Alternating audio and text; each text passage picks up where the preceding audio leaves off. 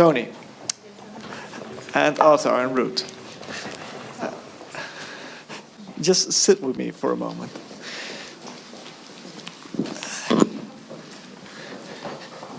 So, you're still feeling okay, Toni? Because you're not still fit, right? I'm not still fit. It's the home stretch, so let's do this. So, it's your mic. You were saying it's the home stretch? Yes, that means it's almost the end. Almost the end, Yes. yeah. Okay, well, pressure on me. You said the students were hanging on by a thread. I think that's all of us. Yeah, yours. So, just to wrap up for the people that just joined us in the afternoon, we started a Just City masterclass, the first and only Just City masterclass ever in Rotterdam on Monday. Ever? Yeah. Ever? Anywhere? Yeah. So why here? You asked. That's the lazy answer. That is the real answer. Yeah. First of all, I don't know how we're going to top. I built a house behind my mom's house. I mean, that was. I want to see that movie, right? Don't we all want to know more about what's behind Mom's house? I certainly do.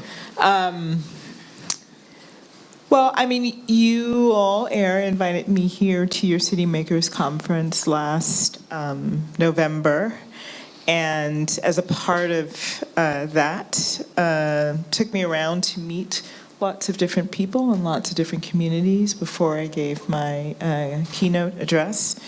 And the response was really quite interesting to me and very receptive of this whole notion of justice and the just city. And it was really one of the first times that was outside of the U.S. talking about the concept very broadly. And the reception here was overwhelmingly positive and seemed to resonate with things that you all were talking about. I think you had just completed a Charter of Reconciliation or something like that. The Charter of Compassion. The Charter of Compassion.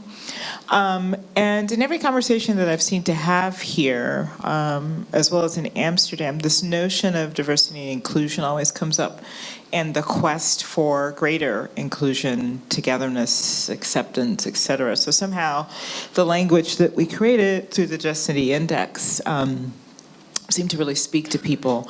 So it was Ruth who followed up with me quickly thereafter and said, well, let's think about how we can further this. And we were both about to create curriculum for our spring semesters, which looked at this work. I was doing a design studio in St. Louis where I used the index, and one of our students, Zach Weimer, is here, who was in that studio. And then Ruth also did a class looking at indicators in public health. So we used the index in two completely different ways.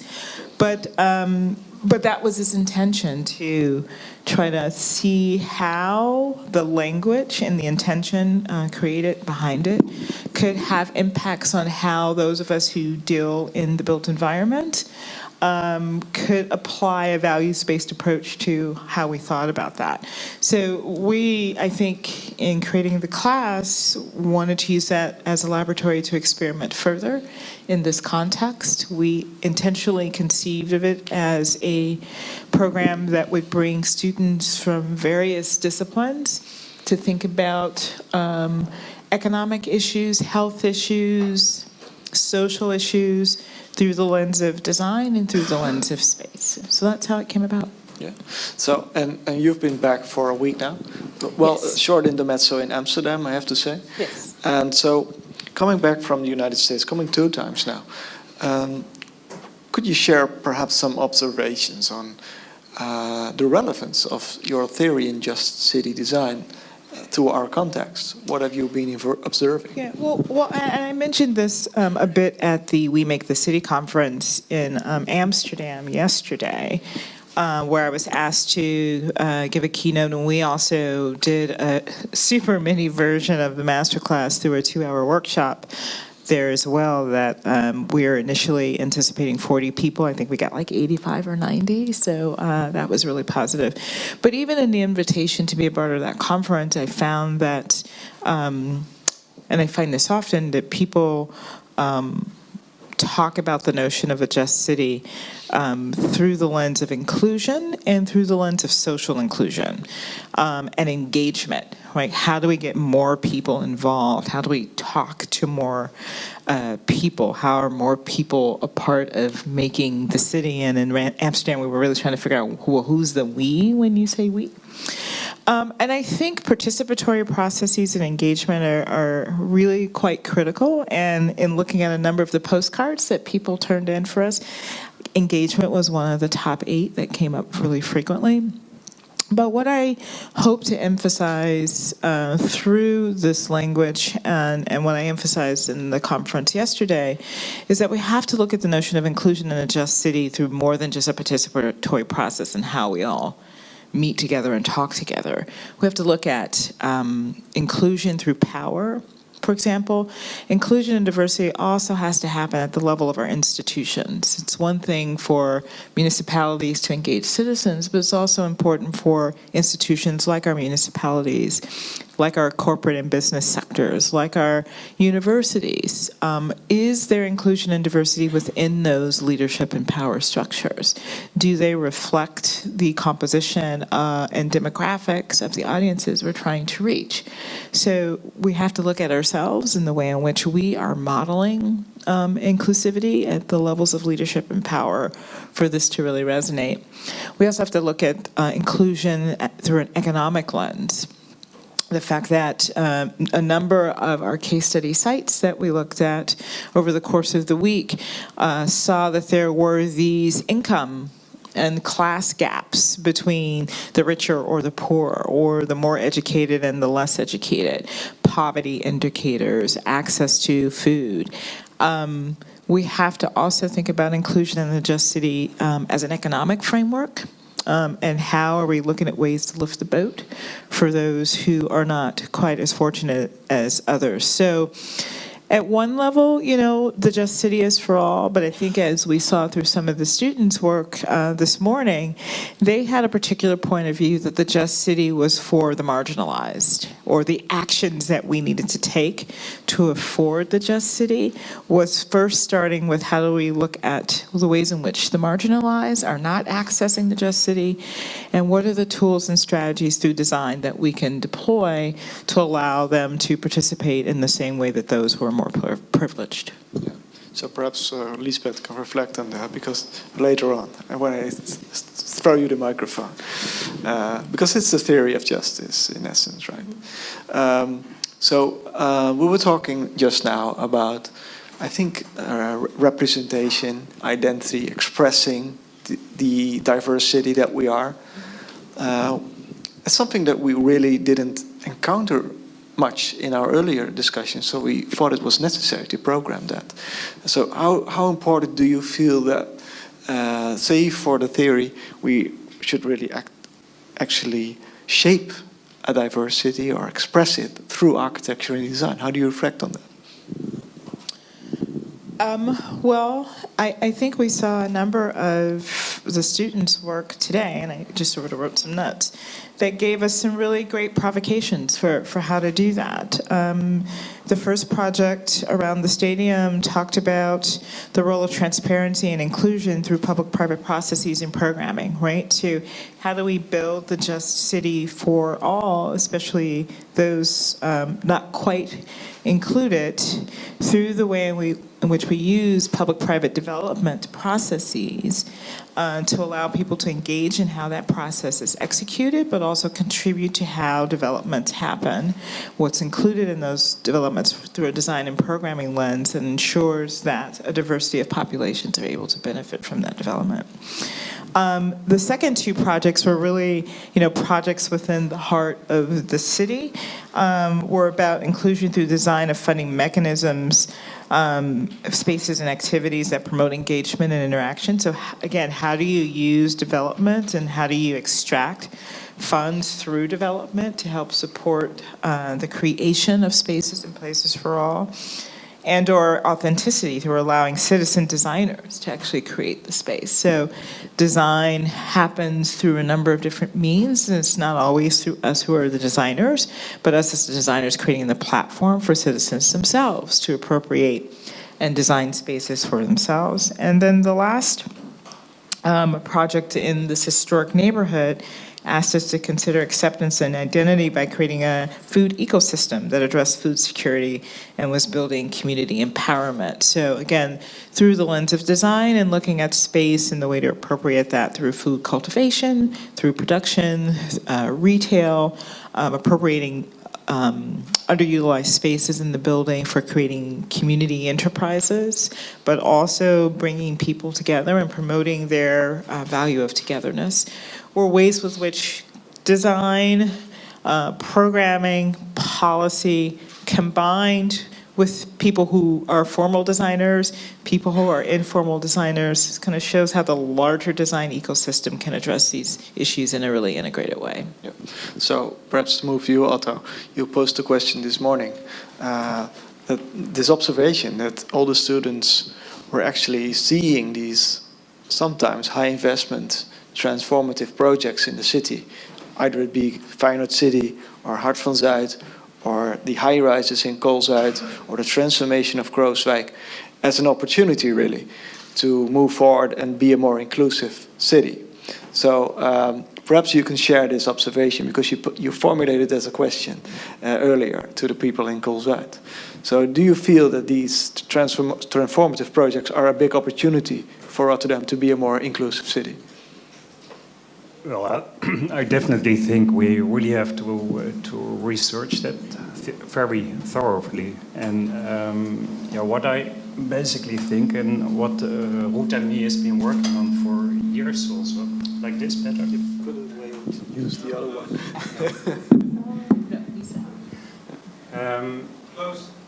How to get grip on it.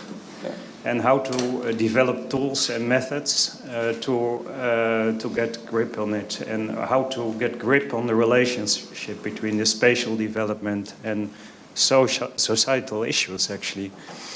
I think what the students proved very, very well this morning, and I'm really proud of them all, actually, is that a tool like this Just Glasses, as it was called, it really helps in observing those opportunities. This was actually, for me, the biggest question of this week. Like, are they going to manage to make clear that tools like this, those glasses, could help us finding or researching those opportunities?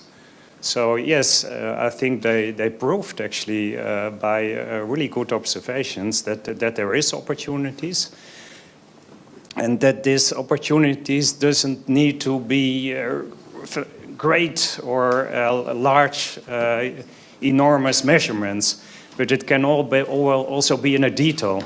It can be in very nuanced interventions. So let's see this walk around the tower. In a way, it sounds too simple to be true. But it's a probably very powerful way to connect the neighborhood with the existing neighborhood with the new neighborhood. Yeah. In sense, because I was asking Roy Hertz earlier, he's working on this very important program of the balanced city, trying to bridge and bond as a very important notion for Rotterdam to move forward, to make sure that everybody is a part of the future of the city. Is that something that was in essence recognizable in all these studies, if I ask you? Like Toni said, actually, we have a very socially engaged group of students. So the minorities are focused on. But still, in every project, there's always being spoken about connecting. Yes, there is this notion of the city for everybody, in the workshop or in the masterclass, we noticed that there's a high societal feeling in the group that it's about the weaker and the minorities. And just to add to that, I think that's why some 7 years ago I chose the frame of justice and the just city, because I did want us as a society to really question and acknowledge inequality, right? And when we don't put justice as the frame and we put sustainability or resiliency, we operate at a neutral place, as if everyone is at the same starting point. Everyone is not at the same starting point, number one. And number two, you have a richly diverse city, which is great. But what we heard universally today through the projects is not everyone feels included or accepted.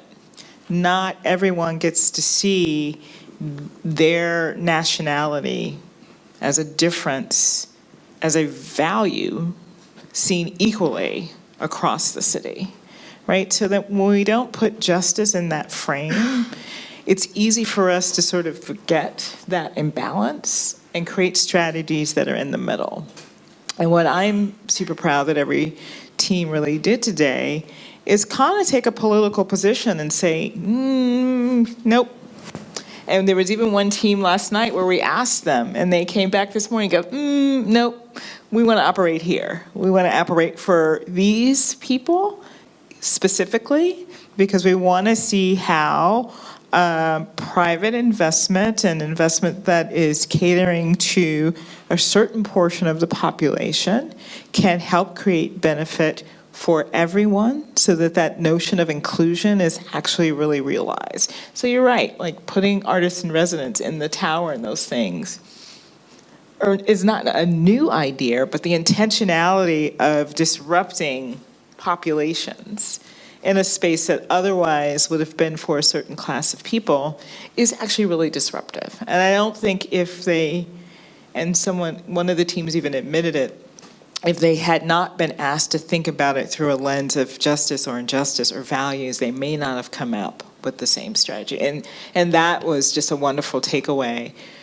for me for this experiment of this masterclass and how we might continue to test this out through curriculum and workshops and things like that to see if that in fact bears itself out to be true in terms of how we practice in this discipline differently. Yeah. So perhaps because we cannot just keep inviting you over, you'll be Sure you welcome can. every time. Well, we'll have to stand on our own 2 feet. So, and it's important, I think, to know what we can take from the masterclass as well as your previous lecture, and to try and find ways for us to move forward along these lines in our own way, right? I was quite happily surprised when we started Monday and we just discovered that there were 12 nationalities in our group of students to start with. I was very happy to see, because we have a City Makers Conference, everybody comes on the same day. Now we have a week and everybody comes in small groups. Seeing the groups become more diverse and younger as well. So I was quite happy that. But well, that's just a notion. But why is that important to have more diversity and more younger people involved? It's an open question. It's a simple question, perhaps. But you are quite harsh on me early this week, so I want to pose the question back to you. So, how important is it? You don't have an answer yet? Yeah, smaller groups and a week instead of a day. So, well, it's important because you boast very proudly of being a city that's over 170 nationalities, right? Which is truly fantastic. And as I also said earlier this week, in the U.S., we don't have many cities, major U.S. cities, where you walk around and see people who look different than you. It's rare in our country. I live in New York, and one of the reasons why I love New York is because I can walk around and see different people, different than growing up in Chicago, where the south side of the city is mostly blacks and the north side of the city is mostly white. So finding these spaces of diversity is not always easy in the U.S., so I love that about being here. But it gets back to my notion of power and inclusion. when I'm sitting in rooms with people of authority or agency or decision making, even in really diverse cities, those tables do not reflect the diversity of the city, right? And so when that happens, do people who are making decisions have enough information, intelligence, understanding to act on behalf of everyone? Truly. I think our intentions are there to do so, but my lived experience is different than your experience. And the group of students, 17 or so, representing these 12 different nationalities, in that starting exercise, which was where I'm from, allowed them as a group to not only get to meet one another, but gain a different understanding, appreciation, and empathy for why my point of view is this. Right? It's this because this is my lived experience. This is how I have moved throughout the world. And I think through that, and it'd be great for the students to chime in on this because I'm projecting a little bit, but even just how they present it today, where they all kind of started with telling you a little bit about themselves and how they negotiated that as a part of their overall discussion. I also think, and you guys can correct me if I'm wrong, made a little bit of difference in how you thought about the work you were doing.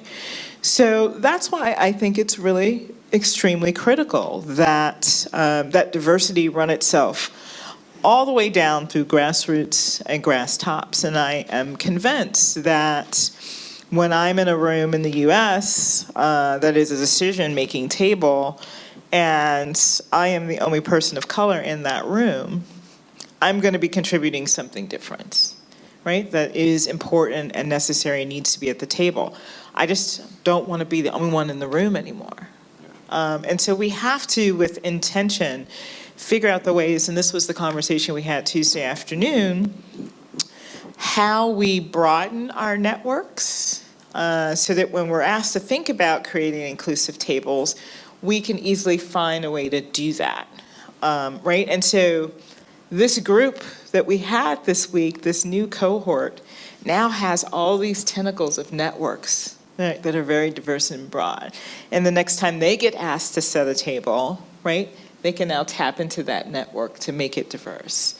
And, this generation is just way more entrepreneurial than I was, kind of when I was in school. And they're already thinking about non-traditional ways to be effective and to have agency. So combine those two things together, I think they're in a really great position to do really extraordinarily disruptive things that address the issues that we've all been tackling for a while.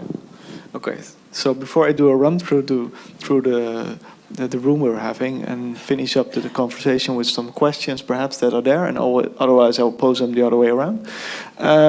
Ruth, perhaps, you don't fall asleep there. Because now Toni is leaving tomorrow, but we still have our field academy, right? And we have a very diverse group of students that have their networks now. So how do we together as an academy and as an institution might move forward, because we're not finished, right? No. In regarding to the concept of the Just City, we have to talk about it with Toni, I guess. When Toni came to Rotterdam, I was very intrigued by the power of the concept, but I'm also a very practical person, like you might know. I was trying, but how are we going to use it? So I tried it on my own with a couple of students, and I communicated with Toni, and she used it her way, and I was just very interested how can we put this in use, and how could we produce something policy makers could use, because you can have a nice poster and you have the power of values, but you also have to put it into practice for policymakers to get things happen. So I think we want to continue our conservation about how to use the values, and I don't know how, but there are some options. And for my part, or the part of the Field Academy, we are extremely interested also how we can do this with the city of Rotterdam to connect it more with policy and what they would need to apply these values in their policy for the city. Yeah. So there are some people in the room that are working on the City in Balance program. You know who you are. I will look you up and ask you what we might take from from this conversation? Otto, you want to add something? Then I'm going to stand up. More practical even, we are starting a minor program in September, social segregation, cities and migration, together with 3 universities, sociology, health economics and architecture and planning. And we are basically preparing the curriculum right now and integrating the insights we are developing now in our week with Toni and the Just City Index in the curriculum for September. So we sort of started already. Okay, so if there are questions, just raise your hand, but I'm seeing Talea here. You're heading the Koolzuid City Lab, or Urban Lab really, moving into a next phase as an experimental hub for the Omgevingswet, or well, it's a new law on how we spatially develop the city. And you're heading that with some colleagues, and you were observing and introducing earlier this week. So perhaps some of the things that you take from it, or what struck you when you hear the presentation? Thank you. There were a few surprises. There's a lot of things we work on ourselves already, but it was quite interesting to see the different approach from students that have a fresh look to it, like going into the history and seeing what the neighborhood used to be like, and maybe getting some of these values back, since they have now disappeared already, like for vulnerable groups to be there and have their own space and connection. Actually, I'm gonna show the presentation to the whole group in the neighborhood and see what the reactions are. But I think it's very useful. Also, the courage to go into these developers, big towers, and just demand from them to connect to the neighborhood and just enter the towers and see if you can get some social functions in there. For up till now, they're merely very commercial projects. But actually in every conversation, those developers say they want to be involved in the neighborhood. So let's just, ask them to actually put some spaces and add some services. I think that's a very good idea. It's like a guerrilla approach. Well, it's a bit of, hoe noem je dat in flauw? but the developer is actually next door.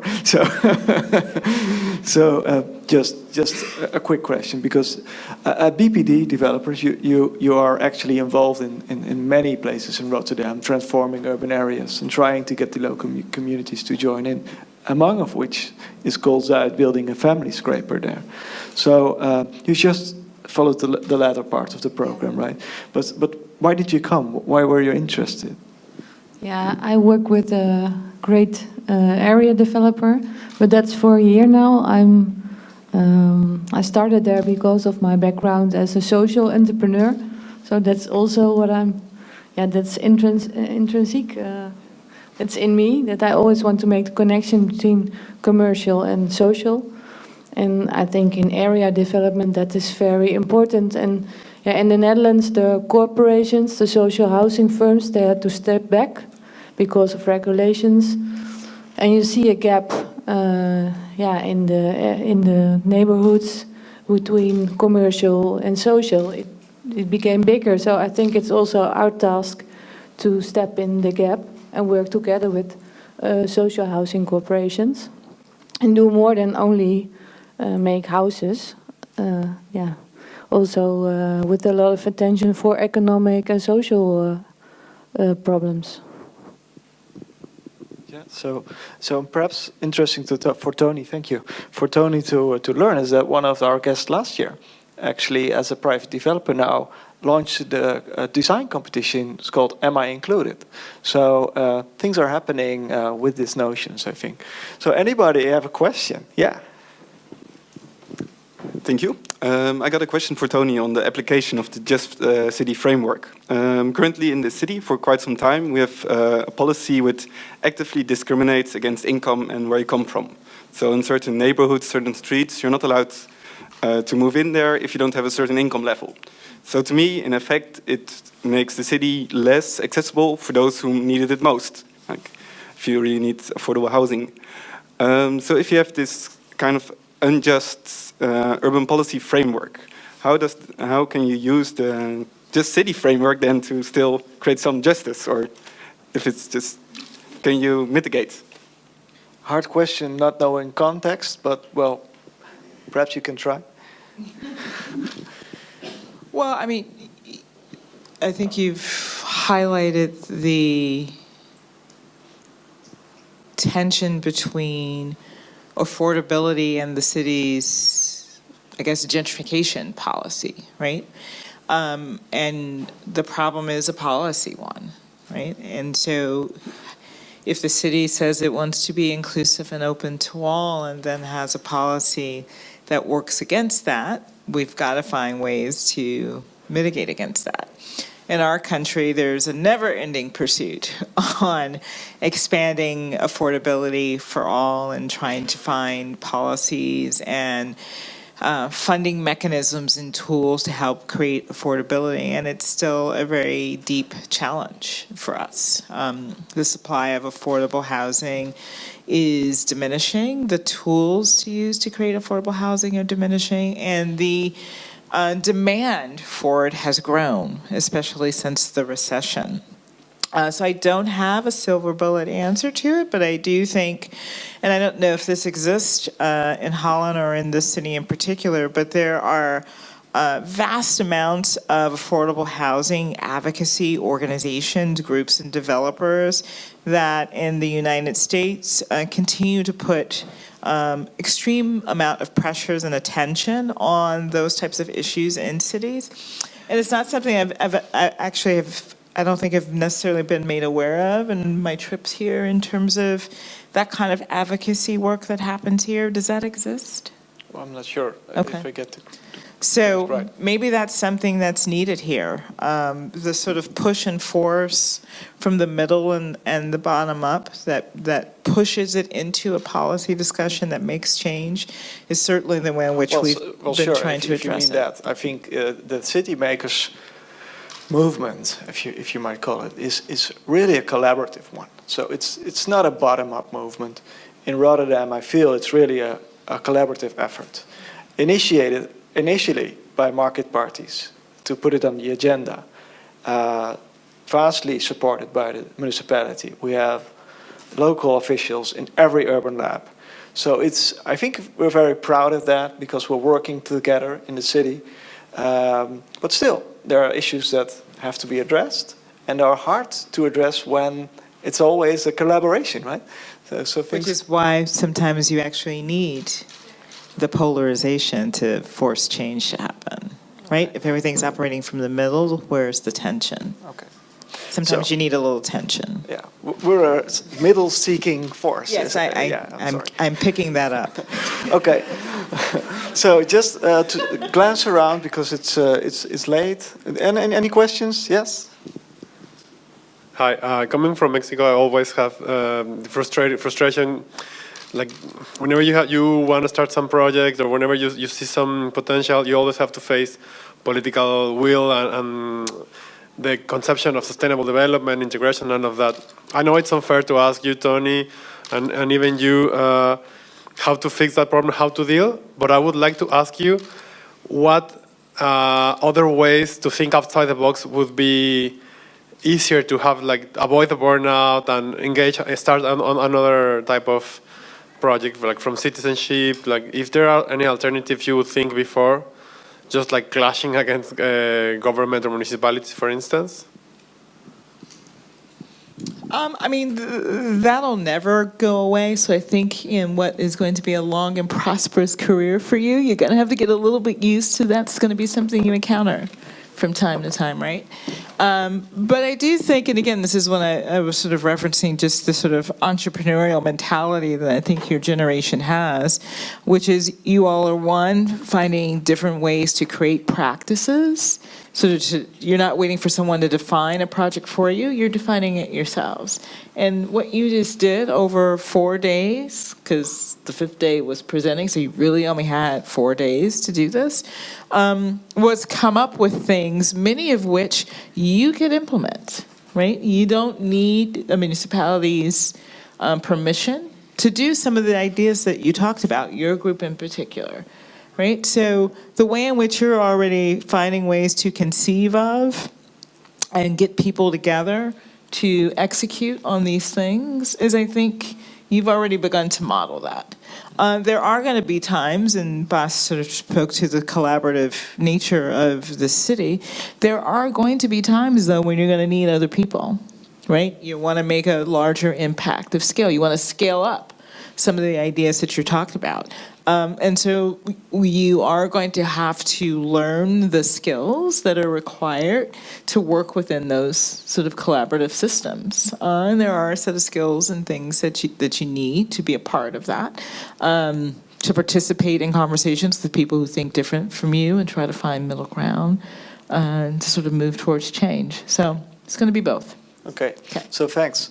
A final words over Otto, because you were the initiator with Ruth of this masterclass. But before that, I'm revisiting Roy, because he's heading the City and Balance program for the municipality, really aiming at moving forward this notion of an inclusive city, among other things. So Roy, just in short, what have you picked up in these few days? And you were there last year with Toni as well. So, some notions, some observations. Well, last year when I heard Toni talking about the Just City, I was really inspired, and I thought it would be a good idea to use that in Rotterdam as well. But it was very difficult to make it practical. One of the issues on the Just City scan is resilience, and only resilience makes us very puzzled to how to make it a practical thing. So if you have the whole list to work with it, it's very difficult. But today I saw a few examples of how to work with it. So you can make it concrete. So I hope with Ruth and Otto, with you, we can make it more productive for Rotterdam in the future. So thanks.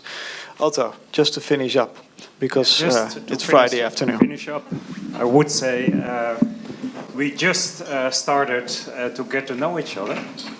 And I hope really that we can, actually learn more and more from each other. We appreciate it very, very much to be able to work together this week. I think it was a very productive week for us. And I suppose also for you guys, for the students who participated in the workshops, in the masterclass. I was amazed by the amount of energy you put into it. Fantastic. Sometimes the steam really came out of the ears. I think tomorrow I will not be in the office, but maybe next week. It probably will be empty. And it will be quiet. I'm going to miss everybody. I'm going to miss you. But yeah, we feel very much, like